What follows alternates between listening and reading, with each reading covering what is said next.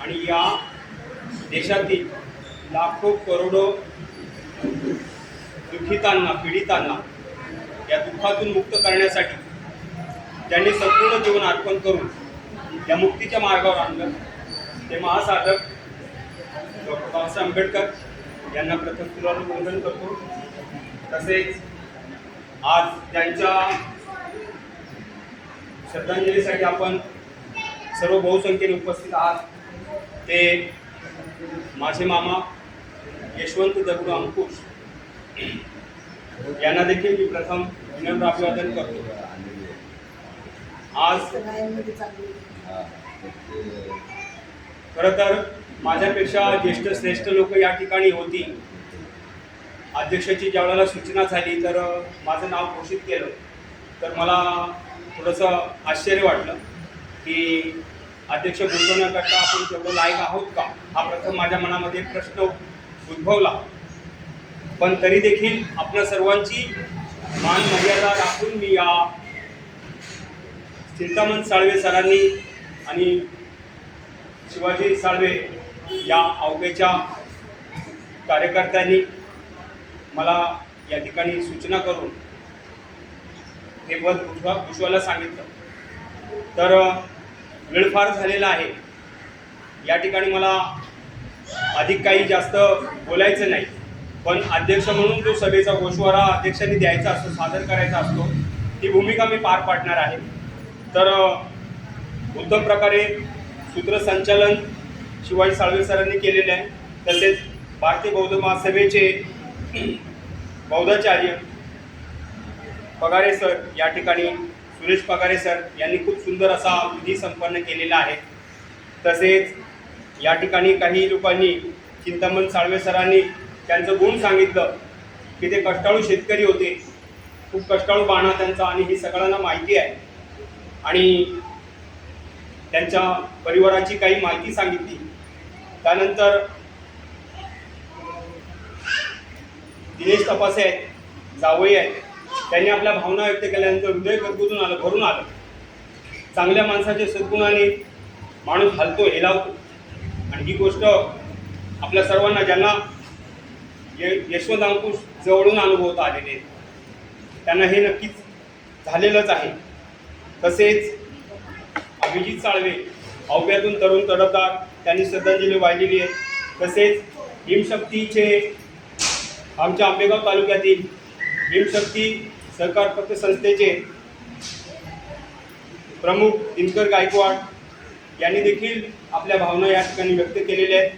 सदाशिव गायकवाड हे त्यांचे सख्खे माऊस भाऊ आहेत, त्यांनी आपल्या भावना व्यक्त केलेल्या आहेत। सुरेश पगारे सरांनी बौद्धाचार्यांनी धम्मकथन केलेले आहे की लोकांनी ऐकलं पाहिजे।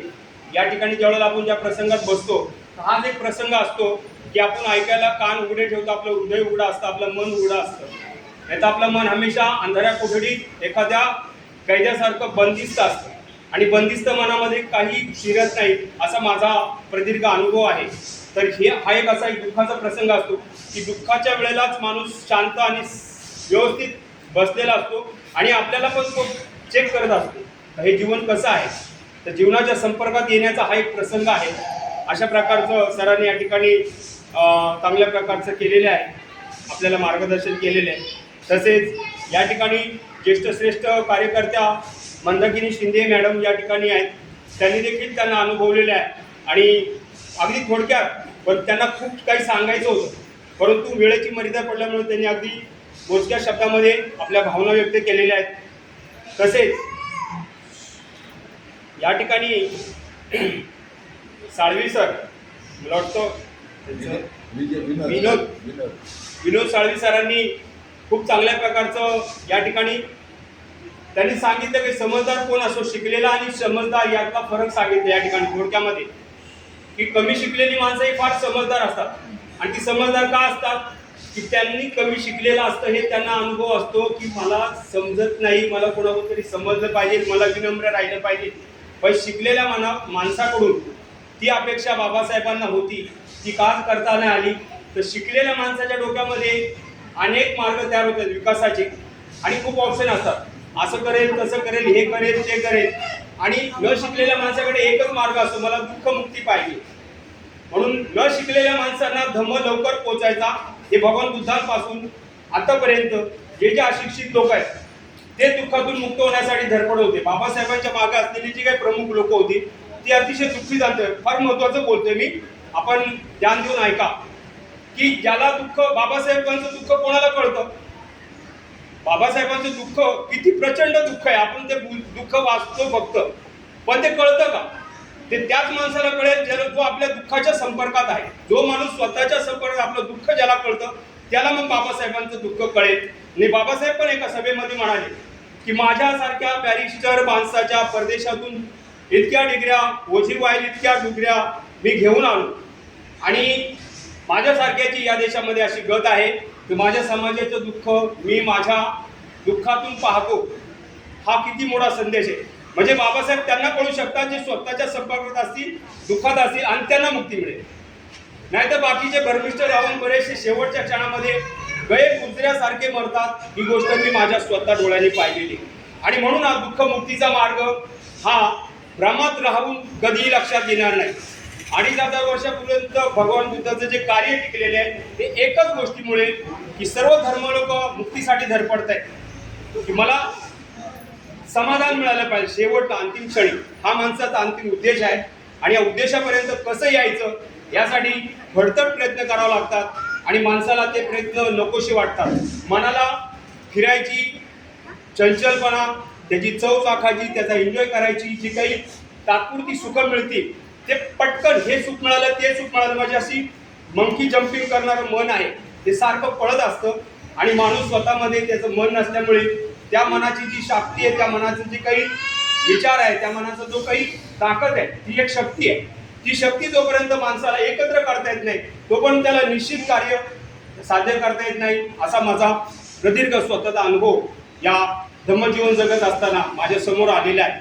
तर मी अधिक न बोलता या साळवे परिवारांचा माझ्याशी काय संबंध आलेला आहे ते थोडक्यात 2 मिनिटांमध्ये सांगणं, कारण जर त्यांच्यावर बोलायचं असेल तर मग आपण त्यांच्यावर बोललं पाहिजे. पण होतं काय की आपल्याला ज्याला जमतं त्याला धम्म सांगायची इच्छा असते की लोक भेटलेत आणि बस मला त्यांना सांगायचं, आणि ती चांगली गोष्ट आहे. परंतु लोक ऐकण्याच्या स्थितीमध्ये आणल्याशिवाय आपल्याला धम्म नीट सांगता येणार नाही. आणि धम्म त्याला सांगता येऊ शकतो जो धम्माचा चांगल्या प्रकारचं हेळसाळ न करता त्याचं पालन करण्याचा प्रयत्न करत असतो. सगळंच पालन करता येत नाही, पण जे त्याला शक्य होतं ते त्याला सांगता पोहोचवता येतं आणि मग ऐकणाऱ्याची पण ती इच्छा असते. असं आहे का? म्हणजे या माणसाला पण बघितलं जातं कोण सांगतोय, नाही तर कोणाचं कोणी ऐकायला तयार नाही. अशी समाजामध्ये एक परिस्थिती आहे सर. तर अधिक न बोलता अगदी मोजक्या 5 मिनिटांमध्ये मी या अंकुश परिवाराचा परिचय देईन. अंकुश, यशवंत अंकुश कशा प्रकारचे या ठिकाणी आलेले आहेत. आंबेगाव तालुका, जिल्हा पुणे, आंबेगाव तालुका यामध्ये कडे पठारावरती एक, कोपऱ्यावरती एक औपे नावाचं गाव आहे.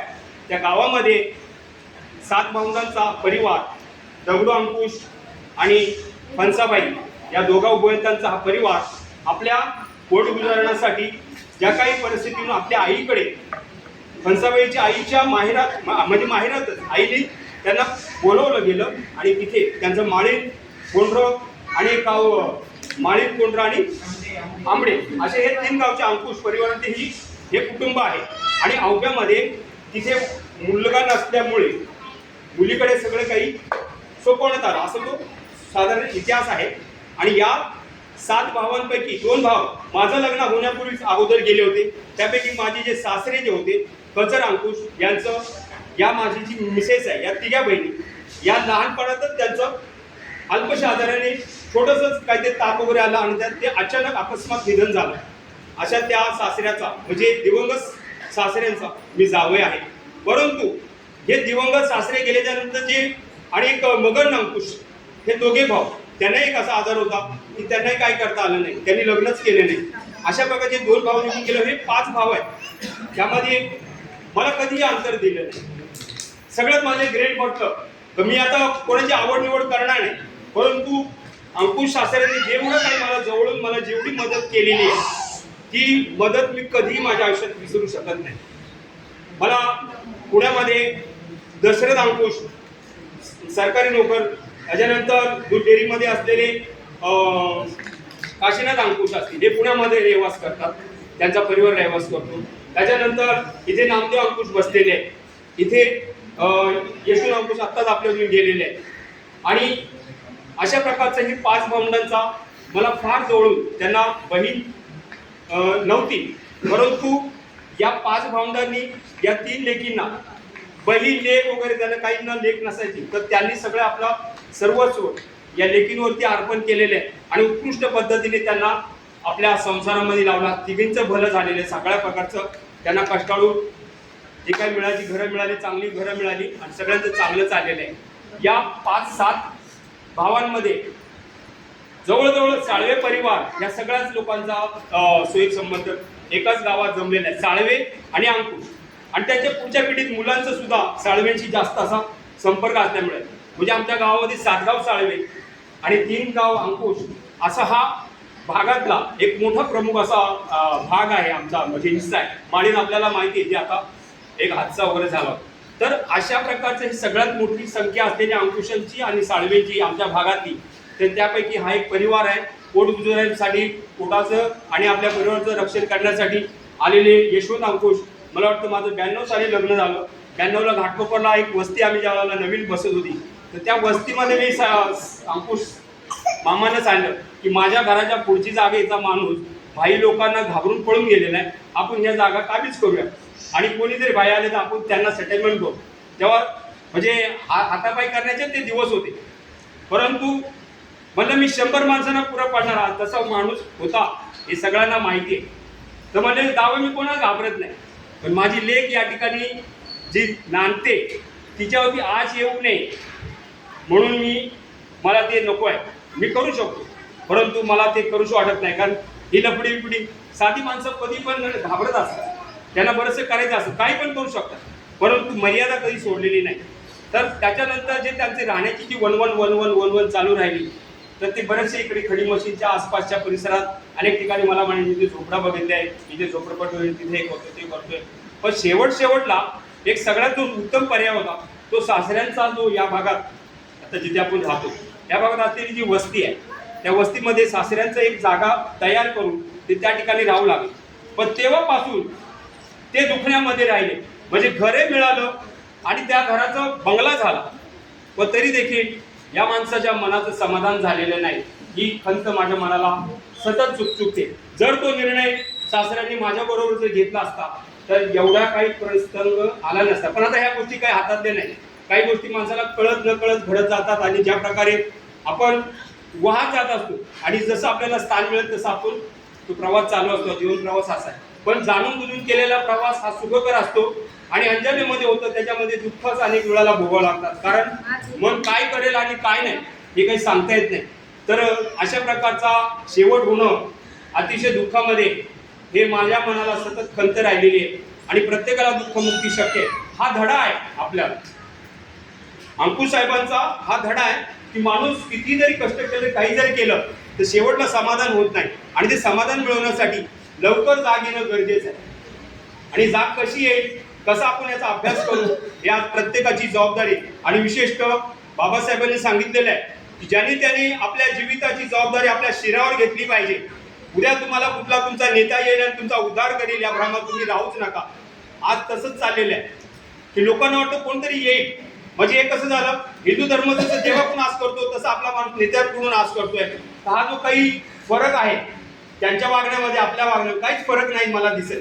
म्हणजे आपण अस्पृश्यता सोडली असं म्हणतो, परंतु हिंदू धर्मातल्या काही प्रथा वगैरे ज्या आहेत त्या आपण तशाच्या तशाच पाळतो. तिथे फक्त देव पाळतो, इथे आपण नेत्याकडून कोणाकडून तरी अपेक्षा करतो आणि ते नेते सुद्धा बनावट जर असतील तर मग घात होतो आणि समाज आज कोणावर विश्वास करत नाही कार्यकर्ते नेत्यांवरती. याला काय कारण आहे, तर या सगळ्या गोष्टीचा उहापोह आजच्या दिनी आपण या ठिकाणी करू शकलेलो आहोत. तर मी अधिक न बोलता आपण यावरती सविस्तर जे काही सुज्ञ असतील त्यांनी अशी सभा मीटिंग भरवावी की काय करता येऊ शकतं समाजासाठी, त्याच्यावरती पर्याय आहेत तर ते आपण नंतर बोलणार आहोत. ज्यांना कोणाला या विषयावरती मला जे मांडायचं आहे त्यावरती समाजहित म्हणून काय बोलायचं असेल तर त्यांनी चर्चा करू शकता. आणि अध्यक्ष या नात्याने मी माझ्या पद्धतीने माझं हे पद भूषवलेलं आहे. आपण सर्वांनी या मला साथ दिलेली आहे आणि आपण सर्व या दुःखित अंतःकरणाने या यशवंत परिवारात आपण सहभागी झालेलो आहे. त्याचे दुःख लवकरात लवकर निवारवण्यासाठी आपण त्यांना मनोभावे वाढूया आणि यशवंत मामांना मी या ठिकाणी माझ्या वतीनं, माझ्या परिवाराच्या वतीनं आणि आपल्या सर्वांच्या वतीनं आणि ज्या गोष्टीतून मला जीवन समजायला लागलं त्या सती साधनेच्या मंडळाकडून, परिवाराकडून मी त्यांना भावपूर्ण श्रद्धांजली अर्पण करून या ठिकाणी थांबतो आणि शेवटची शरण ते होईल अशा प्रकारची मी या ठिकाणी